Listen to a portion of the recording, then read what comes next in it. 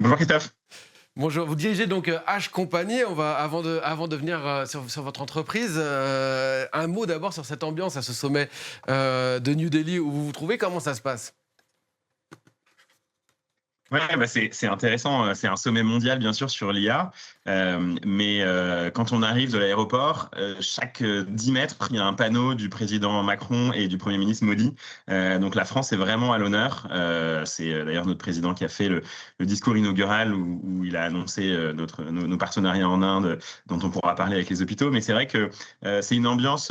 Alors c'est l'Inde, donc il y a beaucoup de circulation. C'est difficile d'arriver à l'heure aux événements. Il y a plus d'une centaine de milliers de participants, donc c'est vraiment assez impressionnant de voir tout ça à New Delhi. Oui, je crois qu'il y a d'ailleurs un certain nombre de participants ont annulé leur venue. Je crois que c'est le cas de Bill Gates. Vous dirigez donc H Compagnie, qui en France, on connaît Mistral AI, le concurrent de ChatGPT. Vous êtes peut-être un petit peu moins connu, mais peut-être tout aussi prometteur. D'abord, qu'est-ce que vous pouvez nous dire sur ce que vous faites?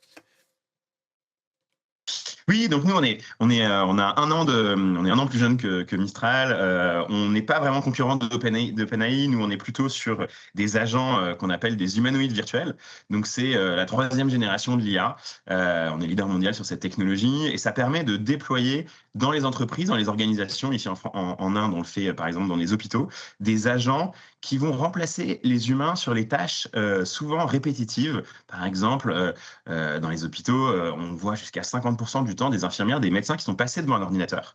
Et en fait, ce temps-là, ils ne le passent pas devant les patients. Donc nous, on met des humanoïdes virtuels qui vont remplacer ces tâches répétitives et qui vont remettre l'humain dans les tâches les plus importantes. On le fait ici en Inde, dans les hôpitaux et dans les grands comptes aux États-Unis et en France. C'est justement ce que Emmanuel Macron vient d'annoncer lors de son discours, de ce partenariat que vous annoncez ce matin avec un hôpital en Inde.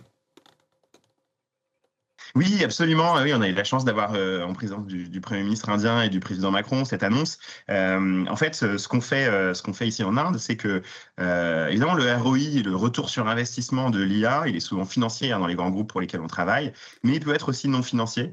Nous, dès qu'on déploie une IA, on la déploie pas pour déployer un nouvel outil technologique. On veut que ça ait un impact, et donc on se concentre sur un résultat. Le résultat qu'on mesure ici en Inde, dans les hôpitaux, c'est de combien on a diminué le temps d'attente aux urgences. Donc notre objectif, c'est de le diminuer par deux.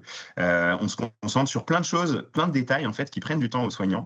L'organisation des plannings, utiliser plus une salle d'opération basée sur l'historique. Et c'est à coup de centaines de cas d'utilisation comme ça sur la partie administrative, hein, vraiment du soin, qu'on arrive à sauver des vies in fine.